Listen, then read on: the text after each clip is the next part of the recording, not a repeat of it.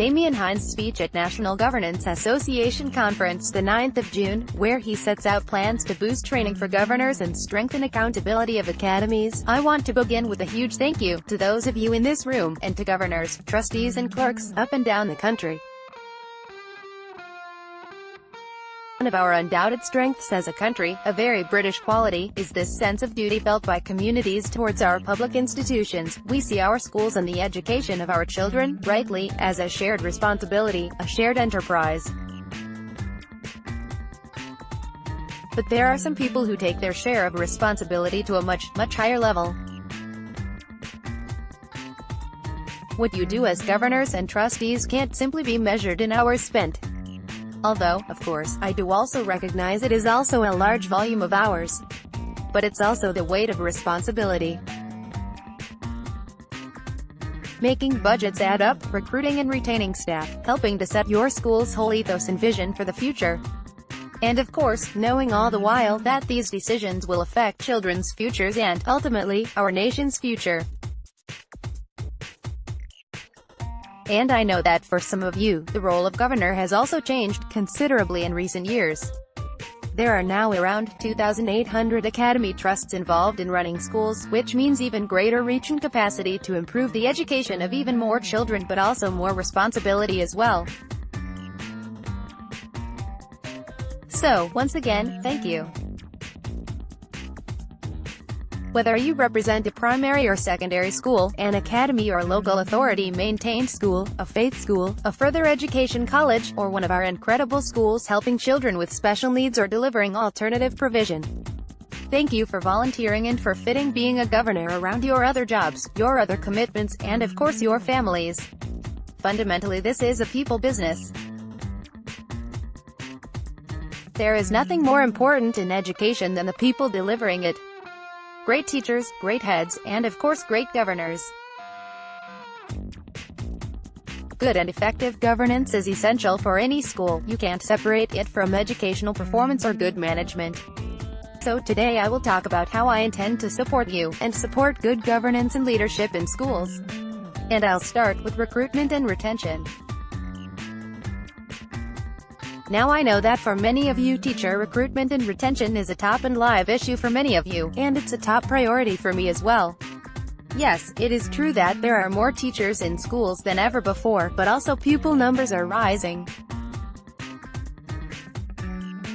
And with an improving economy, the strong recruitment market, the competition for bright graduates is intense. So I am determined to make sure that teaching remains one of the most attractive and fulfilling jobs you can do. By supporting schools to bear down on excessive workload, by strengthening professional development in the crucial early period and throughout careers, and by promoting more flexible working. Indeed, we have a workshop here today. I also want to do everything I can to help boost governor recruitment and retention, because simply we need more great people like you. So today I'm issuing a call to arms, appealing to people up and down the country to join you in this vital role. As Emma Knights has said previously, good governance needs a range of voices. And that was powerfully on display in the video we have just seen, and I champion the work you're doing, through your Everyone on Board campaign, to encourage more diversity, and for more women in leadership roles. Governing and trust boards should reflect the communities they serve. So, I want to urge people from different backgrounds, different professions, to come forward, to offer up their time, energy, skills, and expertise. Parent governors continue to be crucial, and I'd like to see more young people get involved, more people from Black and ethnic minority communities, more people from right across society with the ability and experience to lead.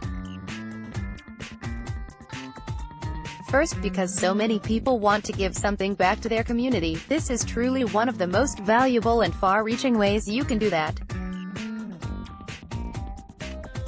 Of course, it's not work to be undertaken lightly, but there is great fulfillment to be found from it, as you know. Some of you start as a governor at your own children's school, they grew up, and you're still involved.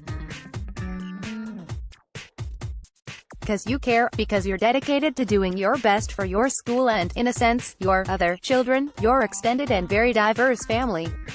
all of whom you want to have the highest standard of education and the chance to fulfill their potential. And now that we have trusts that cover groups of schools, there are many more lives that volunteers can influence, going beyond their own immediate community. Governor's own words on this will carry far more weight than mine, and that's why my department is launching a new recruitment video online for social media and asking you to add your voice to this call for more governors. I'm also making an appeal today to the nation's employers. Supporting your staff to be governors gives employers the opportunity to invest in their local community. The opportunity to shape the talent pool of the future, and, let's not forget, it is a great development opportunity for staff. With the strategic thinking involved, the challenge of managing resources, of recruiting and retaining the best people. How can you beat that for personal and management development? It's not just schools either. Governors of further education colleges are key to providing the skills and training businesses need, and they will play a pivotal role delivering our new T-level qualifications. So, that's why I'm writing to the 30,000 members of the Institute of Directors, urging them to encourage employees to take on this role, and give them the time it requires. And I want to say thank you to Inspiring Governance and Academy ambassadors for the work they do on recruiting and supporting new governors and trustees. If you are not aware of these organizations, please do take a moment to look at their website and encourage others interested in volunteering to do so as well. I also want to offer greater support to existing governors and trustees. So I'm announcing today that funding for governor and trustee training will be doubled to £6 million up to 2021. And we will continue to work with organizations, like the NA, to develop and improve the guidance and other materials available to governors, trustees and clerks. I recently spoke to heads from across the country, and I had a message for the many excellent schools, which was simply this: I trust you to get on with the job. My vision for these schools is simply that they are clear on what's expected of them, and largely autonomous from government. I have also acknowledged that, vital as accountability is, the current system that we have can lead to stress and anxiety for some teachers, leaders and governors, the fear of inspection, of a single bad results year, the fear of the school being made to convert to an academy. I want becoming an academy, with all the benefits that brings, to be a positive choice for schools. I don't want it to be seen as a punitive threat. I recently set out key principles for how I see the accountability system working in the future, which we will be consulting on in the autumn. I urge you and your schools to feed in your views. In the future, an Ofsted inadequate judgment alone would lead to hard action to convert a local authority-maintained school to an academy. And schools will no longer face those visits from regional schools commissioners' advisors that can sometimes feel a lot like an inspection. On those rare occasions when a school is failing, be in no doubt, we will intervene fast and we will take the serious action necessary. But otherwise, as I've said, I want to trust governing bodies and school leaders to get on with the job. And that's why we'll also build on our offer of support to schools that need it. Here I want to recast accountability not as something to be feared, or a blame game, but rather analyzing what's not working and then fixing it, collaboratively. Let me say a word about multi-academy trusts. The vision behind these trusts is a simple one: it's about schools together doing more than they can on their own. It's about great schools widening their influence, getting the best teachers to where they are needed, sharing best practice across their local area and beyond. It's about finding more effective and more efficient ways of doing things. Ultimately, it's about sharing knowledge and innovation, which of course is the basis of education and, indeed, all human progress. We pool our ideas, our experiments, our mistakes, and yes, our successes, and we learn and improve. And we know the Academies program has had a transformational impact in turning around failing schools. Ofsted data shows that over 480,000 children now study in sponsored primary or secondary academies that are good or outstanding, the vast majority of which are part of a multi-academy trust, and these were, typically, previously underperforming schools. In 2014, around 2,500 state-funded schools were in multi-academy trusts. This has grown to around 6,200 this year, and I do expect that's a trend which will continue. This doesn't mean we won't still have diversity across the education system, but increasingly I think we'll see more and more trusts being set up, growing to scale, and adopting the practices that we know, quite simply, work. We know that good governance, whether exercised at board or local level, is informed by meaningful engagement with parents to understand their views and listen to their feedback. It is vital that boards are connected with the parents and carers and communities they serve. We do not want to see boards become detached or distant from parents. But if trusts have a growing and increasingly important role in our system, we need to make sure that our system of oversight and decision-making keeps up with that development. Parents, carers, and indeed schools want to know, what value are they getting for the money their trust spends? And as a school system, we increasingly need to take decisions about trusts as well. Which trust is best placed to take on and improve a particular failing school? How quickly should we allow a particular trust to grow? And, in rare cases, where the trust itself is failing or providing weak governance, we need to take action. Of course, we can get part of the answer by looking at the educational performance of schools already in a trust. We already do this through publishing mat-level performance tables and working with Ofsted on batched inspections. And in addition, we publish considerable financial information about trusts. The latest Academy Trust financial benchmarking data will be published next week. Our regional schools commissioners use clear published criteria when deciding whether to allow a MAT to set up or expand. But recognize these approaches only take us so far. They don't give the full picture of the overall contribution made by the trust, including in governance and overall financial management, and what this means for its capacity to take on more schools. So I have concluded that we need to have a transparent way of assessing the strength of individual trusts and the services they offer. The value for public money of their offer to schools. This will make our decision-making more transparent and fairer.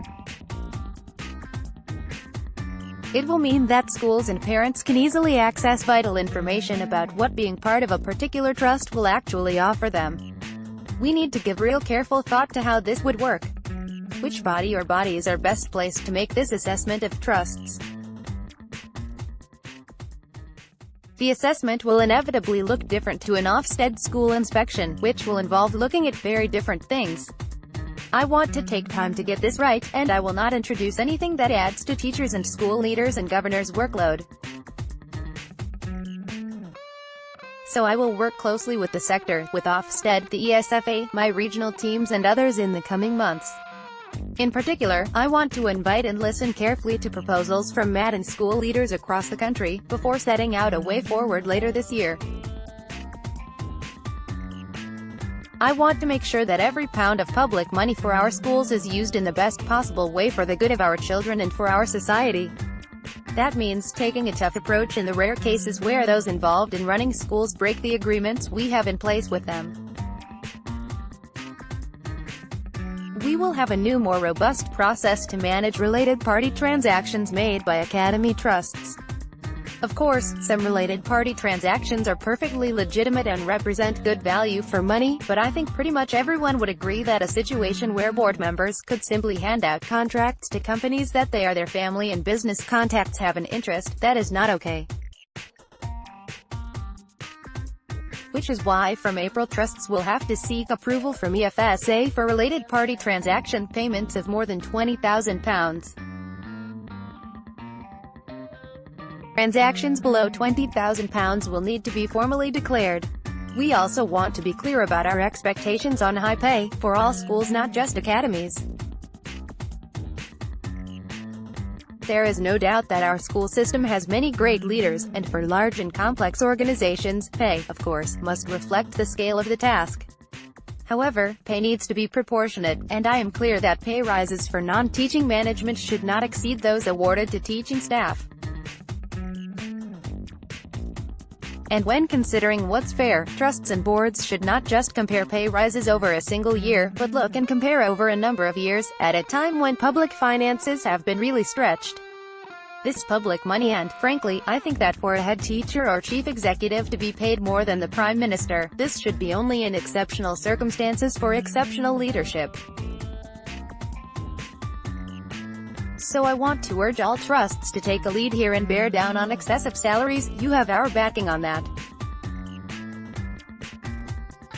In fact, my department is today setting out clearer expectations around executive pay so you have the guidance you need.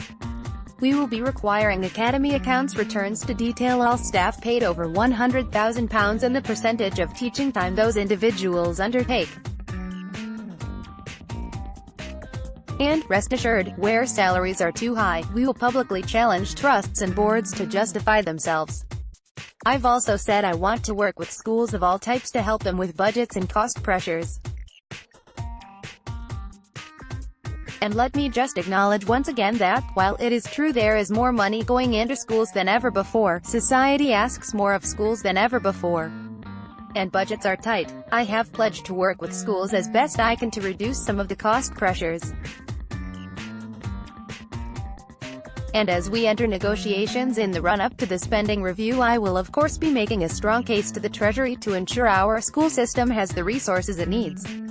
We know that there are great suppliers out there, but frankly there are also companies that won't stop short of taking advantage. Equally, individual schools can find it hard to get the best deals and find economies of scale. A few years ago schools were paying £75 per pupil for all their insurance requirements. But DFE worked with the market to create a core cover protection offer, meaning that schools that join the scheme can save £40 per pupil, while even for schools not taking part market prices have dropped by an average of £20 per pupil. And we're expanding the range of deals to help schools save money on goods and services that they buy regularly.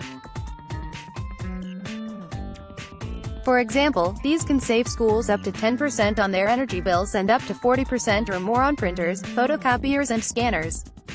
And a new national deal on supply agency fees will be launched later this year. We know that schools have reported supply agencies demanding as much as 30% of a teacher's annual salary as a finder's fee where the school wishes to hire them permanently. Our new deal will drive down agency margins and restrict the use of finder's fees.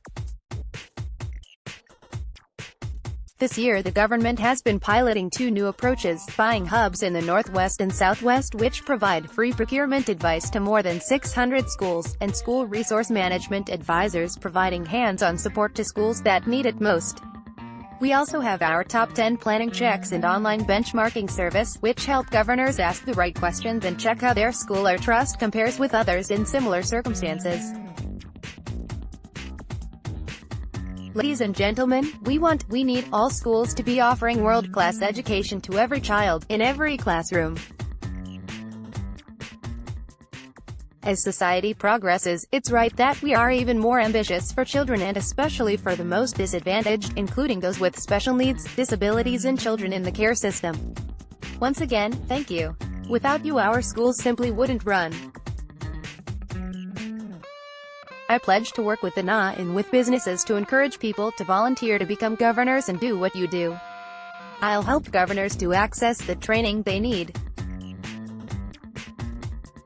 And I'll support effective governance, making sure that our accountability system doesn't create unnecessary workload, but instead identifies where things aren't working and how we can fix it. Helping more schools to work together, including through multi-academy trusts, and making sure that every pound counts. Across all of this, there is only one aim, that we all share, to improve education for every child, whatever their background, wherever they live. I will work with you, with the NA, with all governors and all schools, to seek to make this shared ambition come true. Thank you.